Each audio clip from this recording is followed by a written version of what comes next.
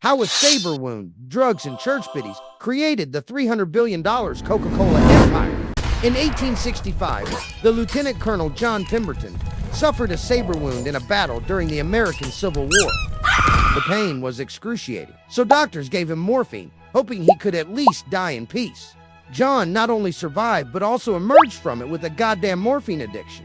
Faced with this new problem, he became obsessed with ridding himself of the addiction. That's when he started guzzling Vin Mariani, a popular European drink at the time, which was basically a mix of wine with that pixie dust from the Colombian Tinkerbell Pablo Escobar.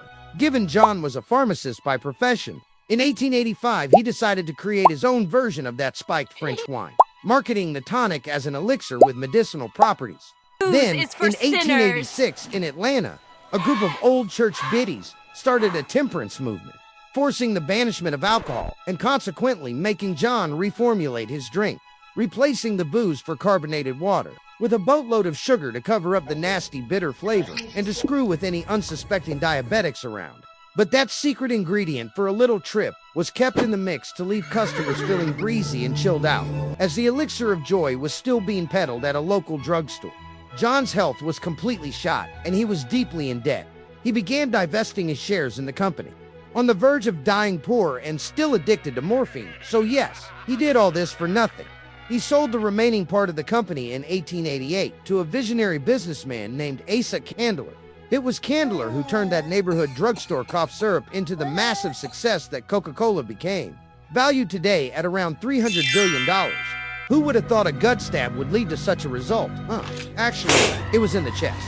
But who cares? Now, a quick message from our sponsor, myself.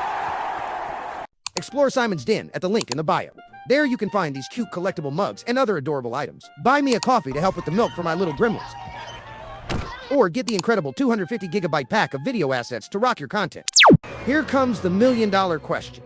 Does the Coca-Cola you drink actually contain cocaine? According to the company's official website, the formula has never included such naughty business. Embrace yourself. They claim it never ever had anything of the sort.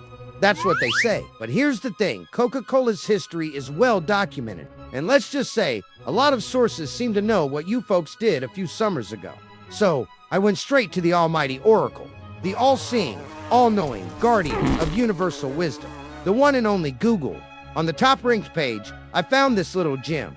Pemberton's recipe contained cocaine in the form of an extract of the coca leaf, which inspired the coca part of the beverage's name. The cola comes from the cola nut, which contains caffeine, another stimulant. But hold on, let's cut them a little slack. That same website also points out, when Coca-Cola was invented, cocaine was legal and a common ingredient in medicines. People thought it was safe to use in small amounts. Source of this information, the government of the United States of America. Yep, Uncle Sam himself. The fact is, by the turn of the 20th century, society realized cocaine wasn't exactly a miracle cure. So, in 1903, the company switched things up and started making their drink with a non-cocaine version of coca leaf extract.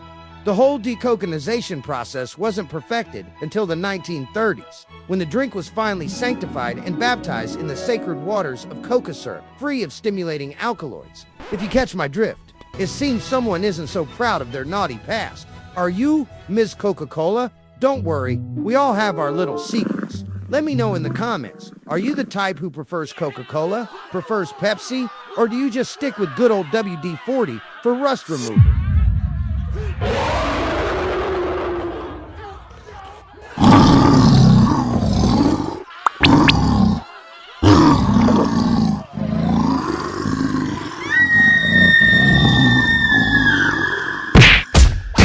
Subscribe to this channel if you love fun facts and curiosity.